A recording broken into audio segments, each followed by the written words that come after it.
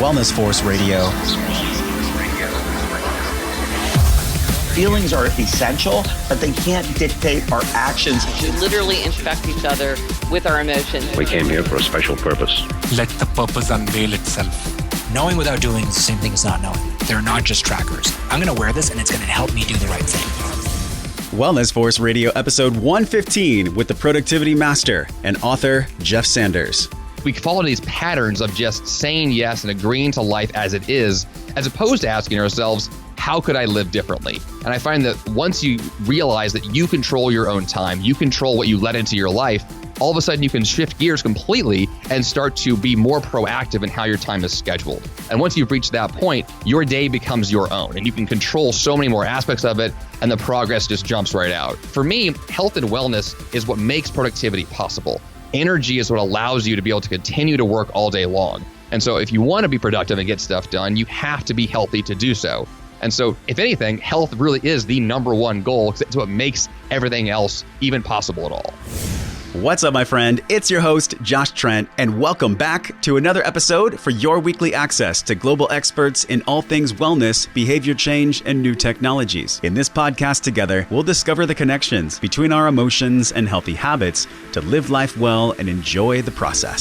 Support for this show is brought to you by Perfect Supplements, passionate about non-GMO, pesticide-free, real food supplements that fuel us for the wellness journey. If you've been looking for a company to trust with your nutrition, click over to perfectsupplements.com and use code WellnessForce to save 10% off your entire order. What's up, my friends? This is the second show with Jeff Sanders. He was on the show about a year and a half ago, and he talks so much about productivity, how that relates to our wellness. So today on the podcast, super excited to uncover some of the things Jeff's been learning in his productivity courses around decision fatigue and owning our day. Jeff is going to teach us there is so much more importance around time management than truly meets the eye. In fact, this productivity and good time management, they're really the key to unlocking greater health and wellness, because when we have our energy, focus, and a clear mind, any goal can be accomplished. So if you found yourself juggling responsibilities and trying to be productive and work on your wellness journey, whether it's letting go of weight or getting more energy in your life, this is going to be an awesome show for you, where we're exploring this question of what would happen in our lives if we said no. If we owned our power and decided to say no to something that doesn't allow us to take our time back into our hands. How do we become liberated and liberate ourselves from the unworthy distractions that really pull us away from the direction we want to move anyways? Let's jump in with Jeff Sanders. Jeff Sanders is a public speaker, productivity coach, best-selling author, and host of the 5 a.m. Miracle Podcast. Jeff, welcome back to Wellness Force Radio. Well, thank you, Josh. I'm glad to be back here again. And we're talking about not just getting stuff done today. I almost feel like we're about to drop into a productivity masterclass. How this relates to our wellness. Jeff, overwhelm, it's probably one of the 3 or 5 top reasons why clients I work with feel they don't have the capacity or the energy to achieve their wellness goals. But, to have this life by design, day by day, week by week, we must have a productivity system to let some steam out of the pressure cooker and really yield more time to spend on our health and wellness. I'm curious if you can fill in the gaps for people that might not have heard our first episode a year and 3 months ago. Just give us a really brief, quick snapshot of how you came to be such a thought leader in productivity. That's a great question. I think that ultimately it was a curiosity for me. I wanted to know more about myself and how I could become a better version of myself.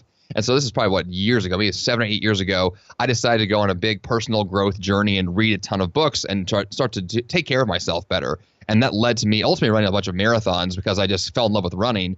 And through that process, I decided to figure out, how can I incorporate, all the running that I'm doing with my work that I'm doing and kind of organizing my time more effectively. And then I figured out in that process that I really loved productivity and I loved scheduling things and being more effective with my time so that I had the time to do the things that I love to do. And that was really my motivation, very self-centered in that sense. I wanted to make time for myself.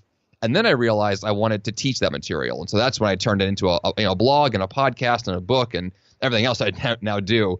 So really it was just a question of, how can I scratch my own itch and then teach those lessons that I've learned. Oh, that is such a simple yet powerful sentence. And I feel like a lot of people in health and wellness or productivity, whatever you might want to say, it's all about getting our lives to be one step better every single day or a better version of ourselves. Everybody has their own story, Jeff. I'm curious, 7 years ago, did you know that you'd be interviewing Deepak Chopra on your podcast and getting all these downloads? Did that ever occur to you 7 years ago? Well, it didn't occur to me in that specific kind of way, but I know that back then I was reading these books with, guys like John Maxwell and David Allen and these really well-known authors and speakers who've sold millions of copies of their books. And I was thinking to myself, if I could even just have like a little itty bit of their success, I will do well for myself and I'll be very happy. And I feel like my only goal is just like get like 1% of what they've got. And so that's been my mission, just try to, get a little bit more of the pie, so to speak. And I think that along the way, I gained a lot more confidence in what I do and how I pursue it. And so I have opened up my mind to the possibility that a lot more is possible for myself. It's really just a question of believe it and then jump into it and make it happen.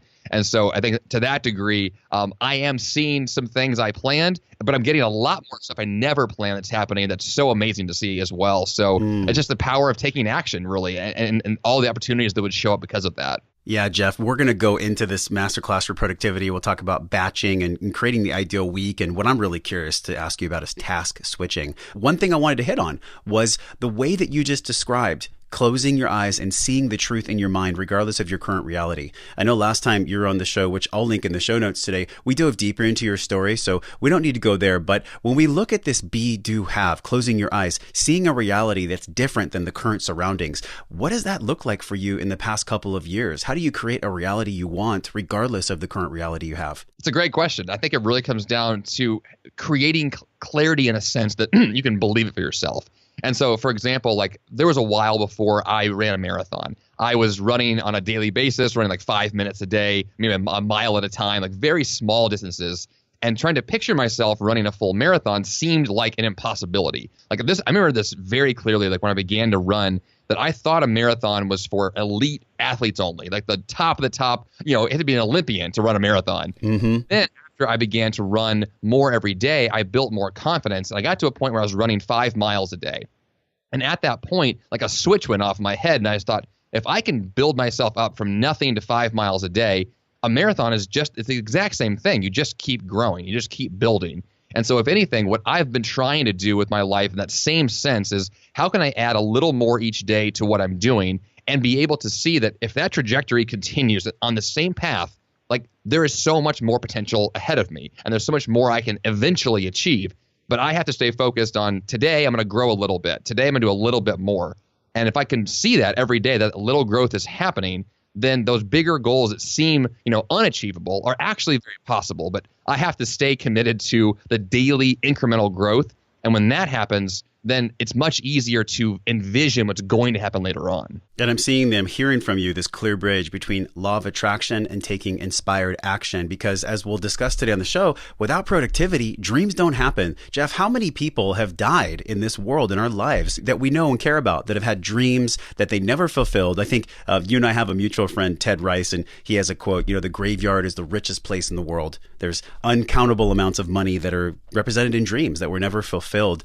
When you actually went through different stages in your life, can you tell us just one habit that you got rid of? And then we'll transition into creating habits for ourselves. But what's one of them that you let go of that was challenging for you? A habit that I let go of, it's a really good question. I had a real kind of pattern of being kind of my own worst enemy for a long time. And so what I would do, that same idea of kind of envisioning your future, I am my own worst critic. And so I have a high bar of excellence for myself, but I also will beat my own idea down at the same time. What I've done in the last few years, way better than before, was being able to accept the fact that I can have a grand dream and craft more of the possibility of how could this come to be, as opposed to why would this never happen? And I've shifted that thinking a lot in the last few years to get to a point now where I can put an enormous, obnoxious goal on my list and actually believe it's possible, because I'm no longer thinking in a way that says, oh, this is for somebody else, or this is like too far ahead of me. Like I really have shifted into what would it take? Like how many things could I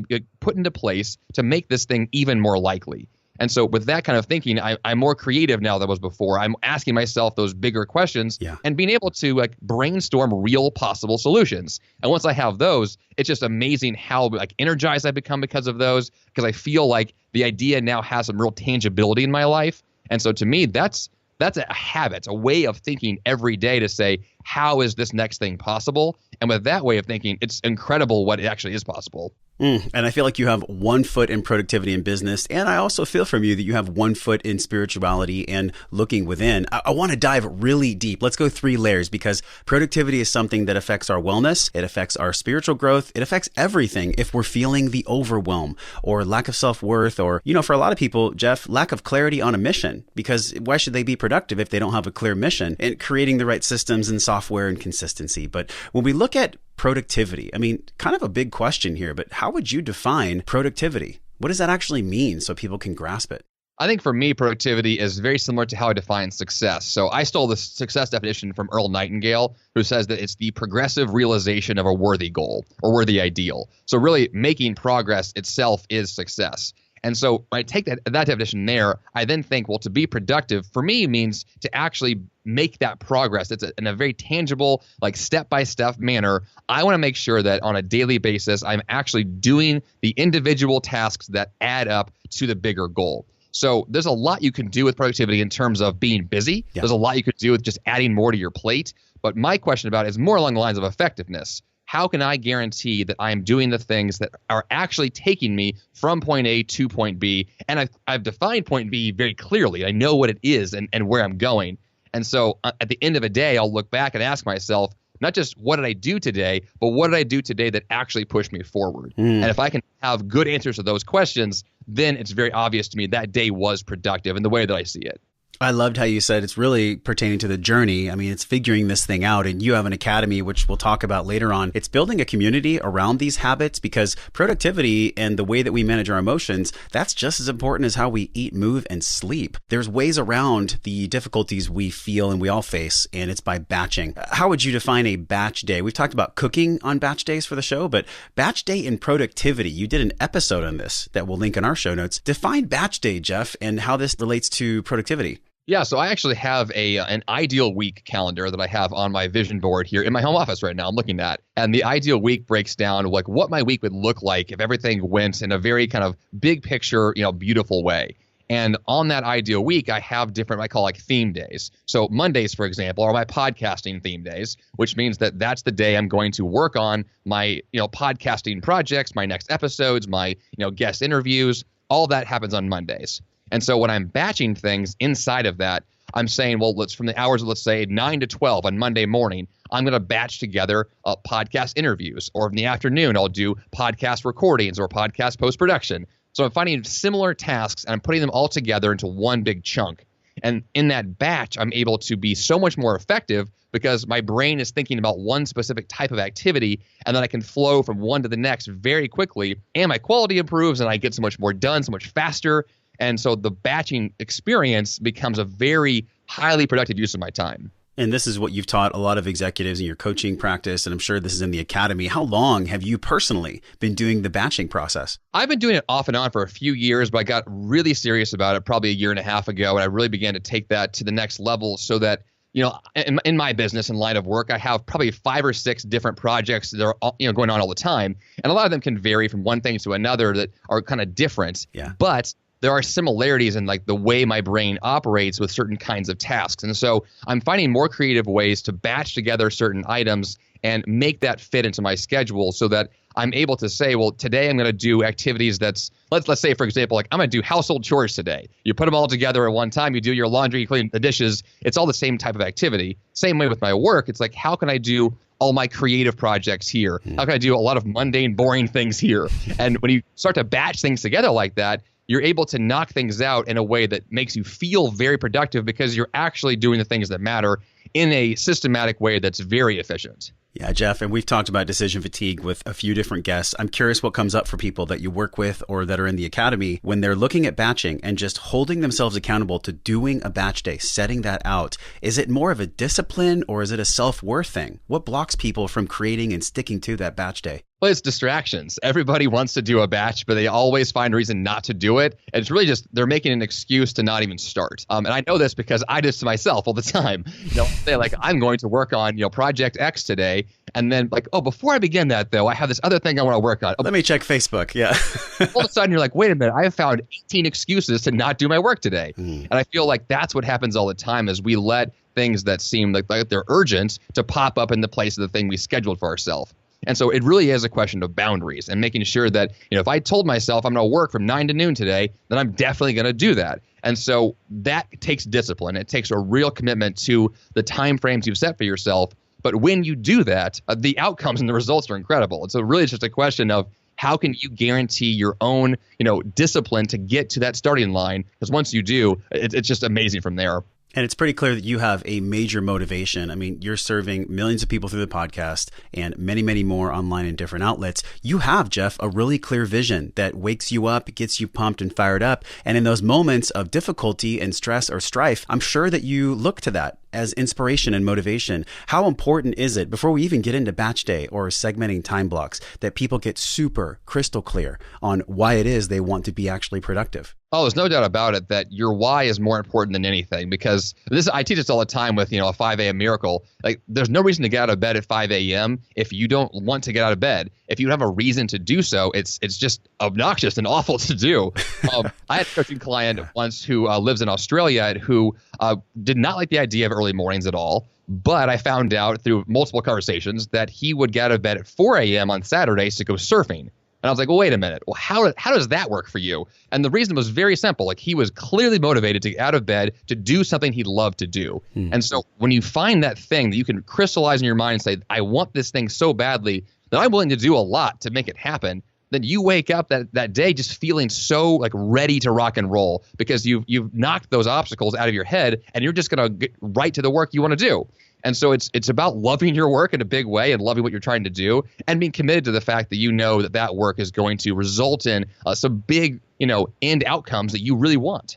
Oh, thank you so much for being really, really transparent and truthful on that. I'm thinking about Drew Canoli. I don't know if you've had him on your show. He came on Wellness Force. Oh, great. So he talked about having a why that makes you cry. And I think that's a really big deal. So before we even get into batch day and segmenting time blocks, Wellness Force Radio, get clear on exactly why you're doing what you do. That's so much more important than the mechanistics around it or behind it. Jeff, segmenting time blocks in these batch days, there's certain types of tasks we do. Some are expressive, some are intellectual, or some might be analytical. How important is it to segment the time blocks during these batch days, or is that totally a separate thing? It depends on how you want to do it. I know that for me personally, for example, I have a lot of creative thoughts early in the day. I like to use my brain to do difficult, challenging, creative work as early in the day as possible, and I'll do more mundane things later on. And I'll try to segment my time blocks in ways that align to that. So I might say, here's a project or a task that I know is creatively challenging and difficult. I'll schedule that first, and then I'll schedule another activity that's maybe a little bit easier. And then by the end of the day, I'm doing things that require no brain power whatsoever. I just have to do it and get it done. If you can really organize your time in that way, if that's possible with your schedule, it will work with your cycles of your energy and the way your brain is operating, so that the work that needs the most brain power gets that focus. And so that's really takes some creativity to figure out which tasks you can batch together to make that work. But if your time is segmented well, you really will get so much more out of those different blocks because you are ready to work on the task your brain's prepared to do at that point. I'm thinking about Brian Tracy, Eat the Frog. Do you believe that tackling one of the most challenging and just things we don't want to do activities in the morning, is that best, Jeff? It depends on exactly what the task is, because there's plenty of things that don't make sense to do at 5 o'clock in the morning because it's not the right time to do it. But I will say this pure sense of motivation and feeling better about your day, there is no doubt that doing it as fast as possible is very effective. I see that for myself all the time, that if I am avoiding doing something, then all I feel throughout the day is guilt about not doing that one thing. But if I get it done, the rest of the day feels so much better. I have the confidence and that sense of motivation and momentum that's been built up. And so from there, I then want to go do more. I'm more willing to try harder things because I just proved to myself I could do it first thing in the day. And you have to relearn that every single day, because every day we have the excuses not to do it again. And so it's a matter of practice, but I do believe that it does work if you have the kind of work you can do early in the day. I think when we look at switching tasks, let's say, for example, you're a busy parent. And do you have kids, Jeff? I forgot. Not yet, no. Okay. No, not yet. All right. Yeah. And so I think when we see parents, like my brother has 3 kids, he's always running around. He's task switching probably on the minute, every minute.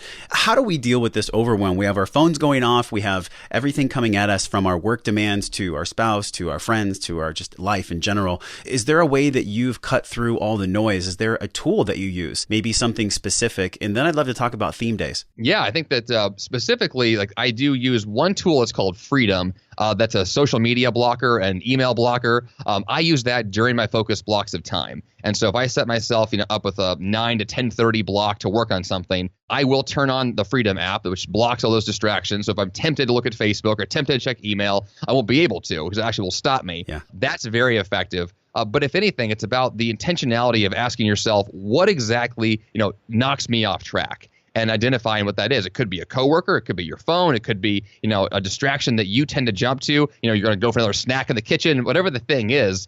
You figure out what that thing is that's drawing you away from your work and put a block in place for yourself. So you have to know, what do I tend to do when I'm trying to avoid work? And then with those things in place, you are less likely to be distracted, less likely to switch between tasks and stay on one thing consistently. There are plenty of opportunities in life where you won't be able to control all those factors. If you have 3 kids at home while trying to do your work, it can be very difficult, obviously. There's no freedom blocker for kids. Yeah. Right, exactly. So really, it's just a question of what is the best case scenario for where you are right now and asking those questions and writing down real possible answers. Because I find that a lot of people get caught in this sense of, well, because I have 3 kids, because I have 20 coworkers, I can't do anything versus what could I do with what I have? And when you ask those kinds of questions, I find you find answers so fast. One of the people I respect so much in the wellness and I believe productivity space is Gretchen Rubin, and she has her tendency types. And I became an obliger through the test. There's 4 different types. I will send you that and we will link that in the show notes because it's so powerful. Hey. I think people all have tendencies, Jeff. And like you said, know yourself, understand what's your biggest distraction when you're trying to be productive.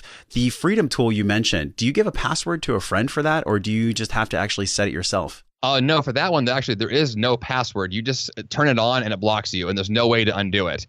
So it's pretty hardcore. Oh my gosh. Okay, so now I want to dive into this one layer deeper because we talked about batching, doing things that are most appropriate, understanding that maybe we have just one day where we focus on one specific thing, knocking it out, getting it done. When we look at the segmenting, the time blocks, we talked about that. Now, there is this thing you've mentioned on your podcast a few times, and it's around theme day. Why do you do a theme day, and can this apply to anyone? I think theme days are great, and I've used them even more so recently because it allows you to stick to one specific project or one specific idea for an entire day. Anybody can do this depending on the kind of work you do. It's actually a very easy thing to apply. I mean, my example earlier saying I do podcast things on Mondays.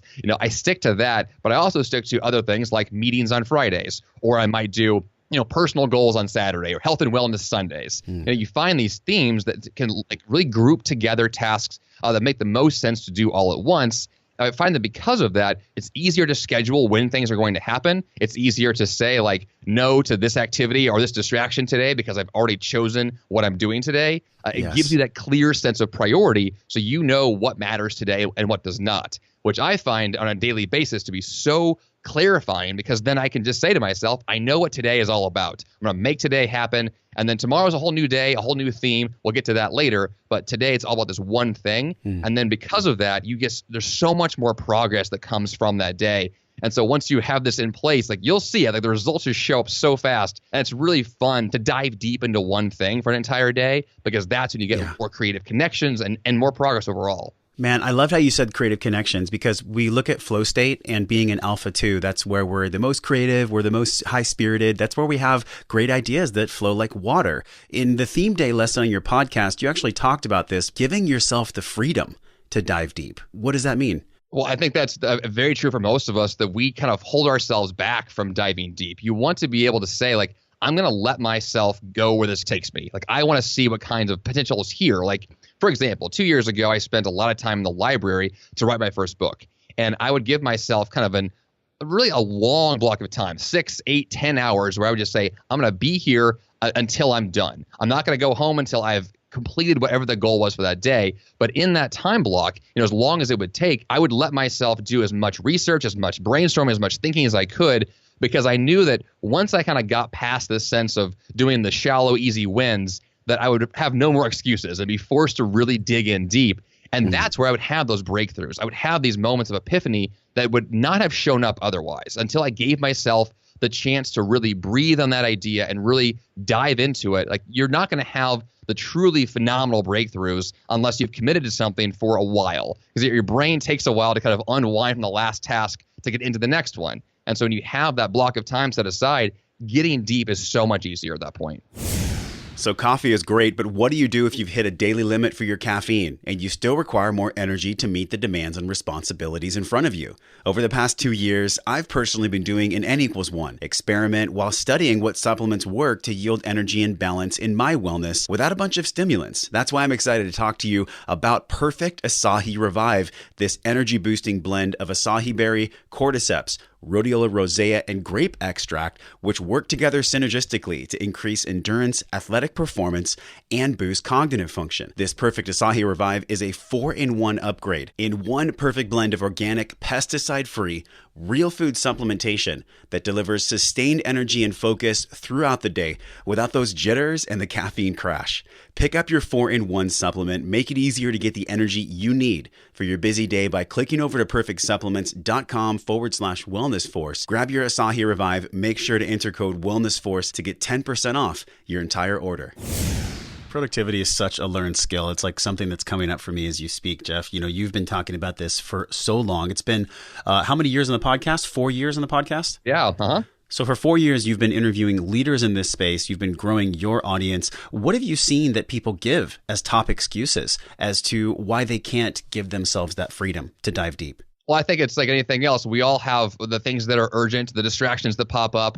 We believe what others tell us about ourselves. And so if your boss says, this task is due, you're going to take that seriously, which is important. But we come to this point where we realize, like, I've said yes to way too many things. There's a lot on my plate that I didn't schedule. There's a lot of things I said yes to I should never have said yes to. We fall into these patterns of just saying yes and agreeing to life as it is, as opposed to asking ourselves, how could I live differently? And I find that once you realize that you control your own time, you control what you let into your life, all of a sudden you can shift gears completely and start to be more proactive in how your time is scheduled. And once you've reached that point, your day becomes your own and you can control so many more aspects of it, and the progress just jumps right out. And so I think that if anything, if you want to really own your day, make that mental shift to own it and take control of it.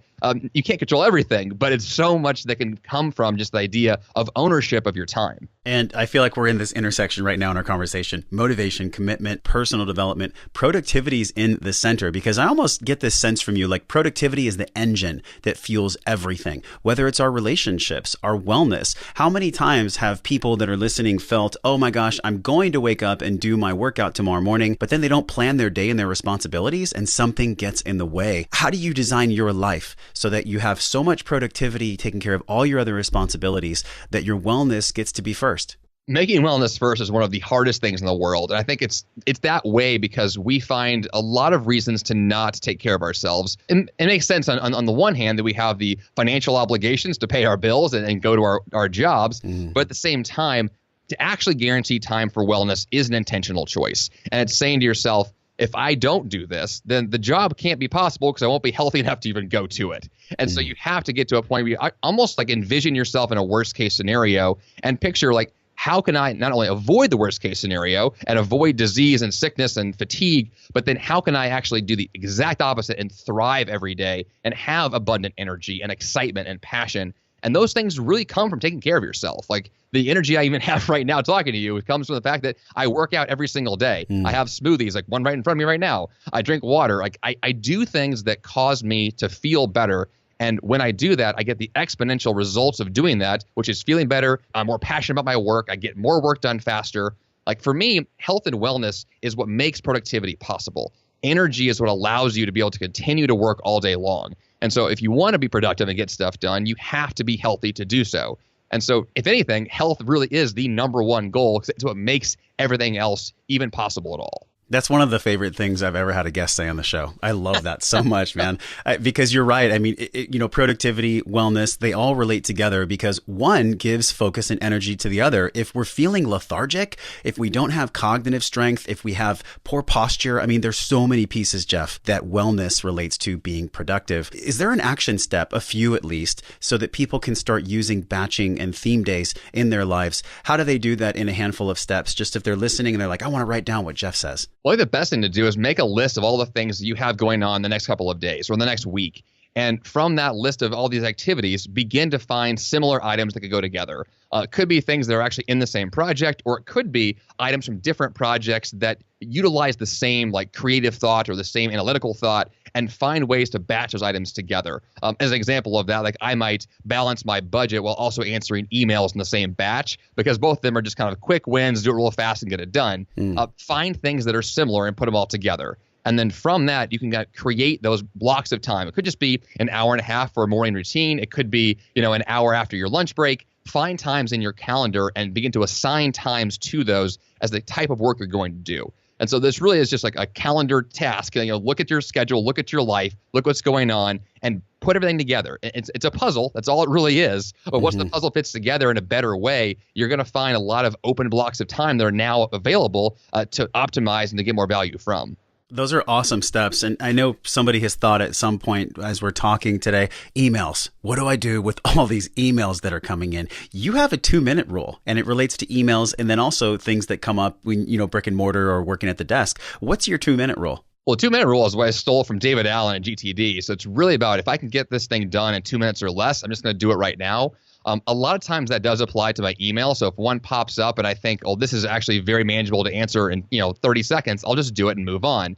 If it's going to take longer than that, then I have a block of time every day where I'm going to take care of all my emails for the day in one block of time. But as the day progresses, let's say, for example, between blocks of time where I'm working, I may have 30 minutes, to go to the bathroom and get a snack and answer some fast emails. So it's the quick wins between these big focus blocks of time. A lot of time, emails are a great thing to toss in between big tasks because they're easy usually to answer fast, or if they're a little harder, then you schedule a block of time just for email.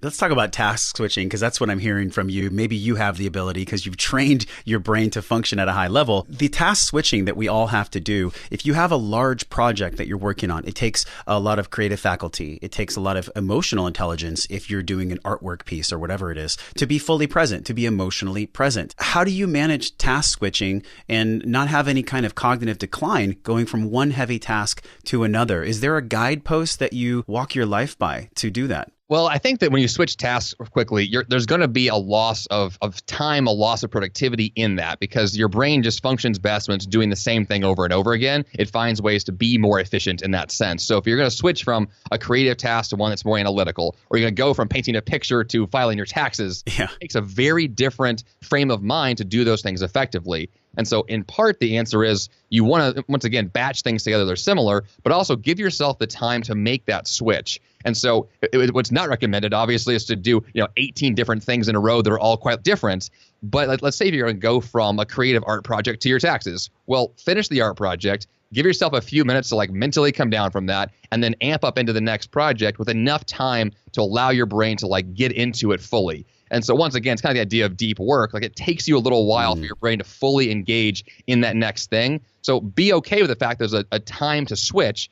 But in all reality, your ideal schedule is one of the fewest number of those transitions you possibly could have. More of the big blocks as possible and fewer of the little things. What I'm hearing from you a few times, actually, the underbelly of this is taking an inventory, taking a real emotional and or physiological inventory of what's working versus what's not. Is there clear signs that we can all relate to, that our life is not working, our business is not working? Sometimes they're hidden. Sometimes we're doing things because we think that, if I just tough it out and I just grin and bear it, things will get better. At what point do we know if something's truly not working when we look at productivity? Well, I think for me, it's an emotional reaction. I know that when I finish a day and I feel frazzled, it's because I let myself feel frazzled. And a lot of reasons that it comes from the fact that I've done way too many things and I've let myself get too emotionally invested into trying to do either the wrong stuff or tasks that don't align to my strengths, or I've got myself into a pattern of doing things that don't align with who I want to be and how I want to live. And you can feel that. It's an emotional, physiological reaction that like you feel drained, you feel fatigued, you feel overwhelmed by just a lot happened today, but what did I actually get done today? I don't even know. Like if you feel like that, it's because your day didn't have big chunks of productivity. It had lots of little nuisances that were thrown at you. And so you want to get to a point where you say, okay, if today was not what I wanted, if I feel overwhelmed by what happened, how can I make tomorrow more effective by organizing my time in a way that is approachable and it makes me emotionally like feel better about being productive, because you're not looking for quick wins just to feel good, but you feel good because you did the right things. Like it's a subtle difference there, but it's an important one, because when you get the right stuff done, you do feel significantly better about that. And the more of those things you can kind of, back to back in your life and have those wins over and over again, you will kind of come out of your slump. You'll feel so much better, and you'll know your life is going in the right direction because you've prioritized your time and you've got the wins that are actually pushing the ball forward, which comes with that clarity of knowing the end result. But if you have that clarity, knowing that you're on the right path is so much easier. So if anything, know where you're going, and then every day align your time to make sure you're going that direction. I'm thinking of if you're rowing in a boat in the wrong direction, doesn't matter if you're rowing harder. Exactly. So, yes. Make sure that you're actually going the direction you want, because I think for a lot of people, Jeff, they have responsibilities that stack up over the years. Maybe it's debt, maybe it's, taking on a marriage where you already have kids in the other marriage and they're coming in, or whatever it might be. When people feel the overwhelm, is there something that you've told yourself, maybe a message or a mantra in those moments of overwhelm to get you back into productive mode? There's actually a quote that I love that I may have actually told you about before from Albert Einstein that says, "Out of clutter, find simplicity. From discord, find harmony. In the middle of difficulty lies opportunity." And that last line is what always hits me, because when there's difficulty around, there's opportunity to be gained. Like when something is happening that's hard and that sucks and you don't want to go through, there is something in that you can learn and grow from and improve from. And when you focus on that aspect and you go looking for the opportunity, you look for the way to improve what's going on, you always find it. It is always there. And when you find it, it just all of a sudden will switch your mind to, wait a minute, there's a way out of this. There's a way to make this better. There's something I can take action on today to improve what's happening and how I feel. And the actions that you take, that physical movement to go forward, will pull you away from that feeling of like the emotional lows or the challenges, because you're doing something actively to push yourself forward. I'm thinking about when Tony Robbins does the cold plunge in the morning, he changes his state. Yeah. You talk a lot in the 5 a.m. Miracle. It's Dominate Your Day Before Breakfast, which is, by the way, I love that title. I don't know how many people are morning people, but get this book. We'll link it in the show notes. Jeff, changing our state, does it have to happen in the morning? Can we do it in the afternoon? When is the most important time during the day for us to change our state? Well, I think the early mornings are ideal for most people, but it doesn't have to happen then. The key to what I always teach is that intentionality wins every time. So if you can figure out what is best for you and optimize that time of day, it could be at midnight. It doesn't really matter to me.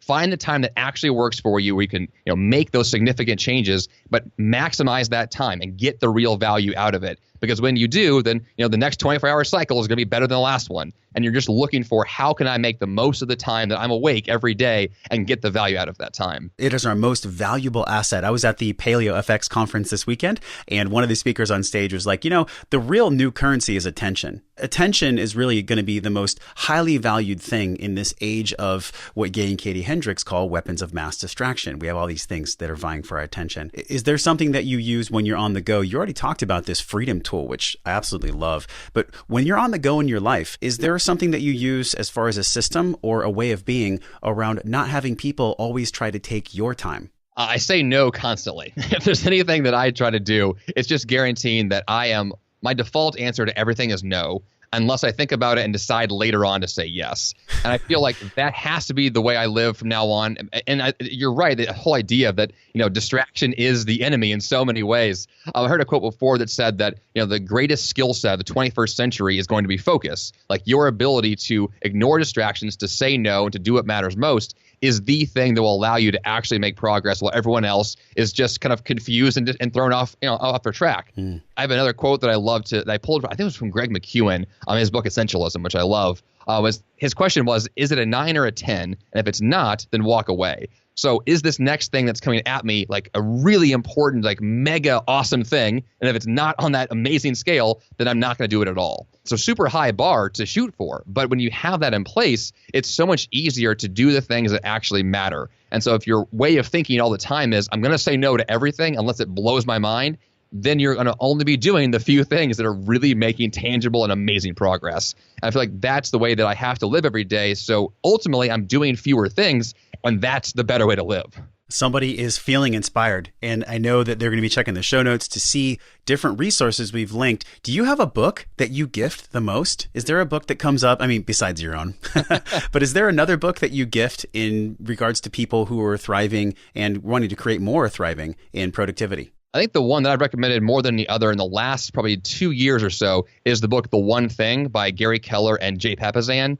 It's a phenomenal book that really allows you to ask yourself, what is the number one most important thing that'll make the biggest difference in every area? And that book is very powerful. There's so many just great nuances and ways to kind of really analyze your life to determine what actually matters the most and am I doing those few things? Jeff, I want to shift, man. This is the last round of the show. 7 questions that are really fast for 7 of Jeff's answers. Are you ready? Ready. No, I didn't send you these, so these are totally a surprise. Don't worry, they won't be that gnarly. Number 1, what makes you laugh the most in life? I mean, what cracks you up? My wife's terrible jokes. There's no doubt about it. She loves to tell some jokes that she thinks are funny, and so I laugh at her laughing at herself. We've had so many guests talk about meditation on the show. I'm curious, since the last time you've been on, has your meditation practice changed at all? Actually, I am getting into that a whole lot more. And I just interviewed someone yesterday from India who is a meditation practitioner. And I am super stoked about doing more of that now. And if anything, that's going to become a very important part of my day. We're seeing this more and more in corporate wellness, Jeff, too, with the meditation. Is it something where there's technology involved, or is it more of a breathing or a mantra-based or a TM type meditation? I think for me, I like to do guided meditations. I use the Calm app for that most of the time. If I don't use that, then I just like to do just like 20 minutes of silence. I think if anything, focusing on my breath is really all that it's about. I need just some silence sometimes. I think that's really what I go for. There's moments that define us in life. Sometimes when we're experiencing the moment, it can be like, why me? There can be a victim moment, or there can be something that happens where only later on, years down the road, we get clarity. If you were to take a breath and look back at all the things that have occurred since you dove into productivity and teaching others, has there been a moment that really defined you where it felt hard in the moment, but then looking back, it was for your greater good? I think my first marathon would be that. And I think that was because that was the first time in my life that I realized that I could do something that I thought before was impossible for me to do. It was super hard. I think it was the worst marathon I've ever run. But at the same time, like when I crossed the finish line, like literally in tears, I was in so much pain. I realized that I could do so much more than I believed for myself. And since that day, I have taken on challenges that I never thought were possible before. And so if anything, that moment of that day, that was 7.5 years ago, it changed my entire life. And you've ran how many? 10, right? 10 marathons? 10 plus a few ultras as well, yeah. Ultra, 50 in a row, 50 miles? Not 50. I did a 50K, I did a 30 miler, so some other random times, yeah. So many people have beliefs about productivity. People hear the word productivity and they might tense up. What do you think, from all your years of study, what's a common misconception about the word productivity? Everyone believes it means that you're doing more as opposed to doing the right things. And so the most common thing I hear all the time is, Jeff, I don't want to be productive because that means I'll have to work more hours every day. And I think that's the worst possible, way to approach it, because then, of course, it feels exhausting and overwhelming because, I don't want to give someone more homework to do. Yeah. And really the question is, how do you use the time you have more efficiently? If somebody wakes up tomorrow morning and they listen to the podcast on the way to work, there's a lot of things they're going to do, and we'll talk about the Productivity Academy. But if they want to take one action, one inspired action, I know it's challenging to drill it down into one sometimes, but what would that one thing be? I mean, if they're looking to begin this transformation, what's that first step into being more productive? I would say look at your schedule and figure out what you can get rid of. Ask yourself, what is on my calendar that I've already said yes to that I could cut?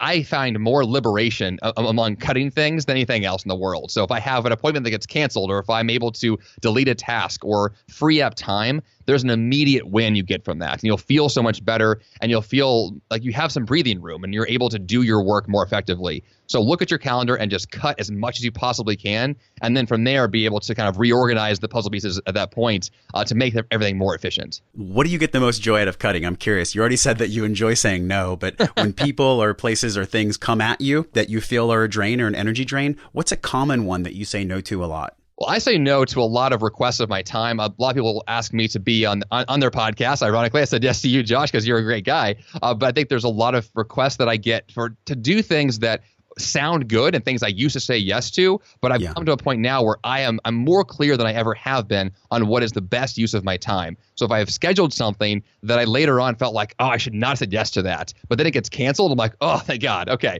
I can like it's this real sense of like, I want to do the things that matter most. And if I've ever said yes to something that was a mistake, I mean, if I can't back out of it, I will. But if I can't, that feeling of it not happening anymore really is phenomenal. And that just kind of reaffirms the fact that I want to do what's most effective for me. And a lot of times that means saying no to others, which is, not fun to do. But I know that in the end, it is the best choice. Because then you're going to be doing it out of obligation rather than passion and connection. I can't think of something more that applies to all of us than overcommitment. And of course, circling back to very beginning when we talked, overwhelm comes from overcommitment.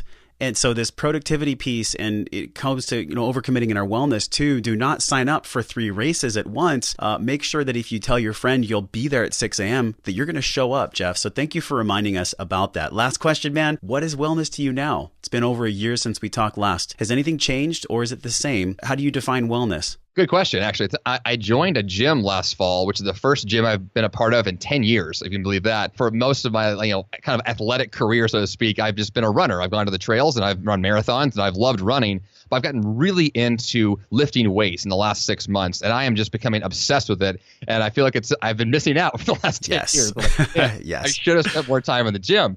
And so if anything, to me, wellness has so much more to do now with not just physical strength in terms of like I look good in the mirror because I have muscles, but being like physically able to handle whatever life comes at, throws at me. So if I can pick up my groceries a little bit easier or do whatever it is I want to do in my life, I'm physically able to do so. I don't have back pain. I don't have issues that I may have had in the past. Like I want to be a strong person. And I think that I'm getting a lot more of that in the sense of being an overall, well human being. For a lot of that comes from going to the gym. I love that you said that because there is one of my favorite quotes. I'm going to totally butcher this, but it's, don't ask for a lighter load, ask for a stronger back. And I feel like when we have physical strength, it relates to everything we do, Jeff. No offense to anyone who's only doing endurance, but we talked to Tina Muir on the show and she described how when she started going back into the gym, it completely transformed her running. It made her running better. She had more energy. And there is something to be said about mitochondrial density and just getting our muscles to grow. So thank you for this reminder and for sharing your gifts with us on the show. This has been such a fun conversation. I want to leave a little bit of space here. Let's talk about this Productivity Academy because we've had many dives into kind of the tip of the icebergs in relation to batching and theme days and things like this. All of this is a continuum. Learning productivity is a skill, and that skill can be fortified by community and by teaching. So tell us about the Productivity Academy. Sure. Yeah. The Rockin' Productivity Academy, it really is my premium productivity service. And so it's a chance for you to join up with a community of people who are committed to being more productive every day, to accomplishing what I call their life's grandest goals, whatever it is you're trying to get done. And everyone from entrepreneurs to people, stay-at-home moms, to anyone who's said, I want to run a marathon, write my next book, these big things you want to do. The Academy gives you the chance to have a community of people that are around you, that are supporting you.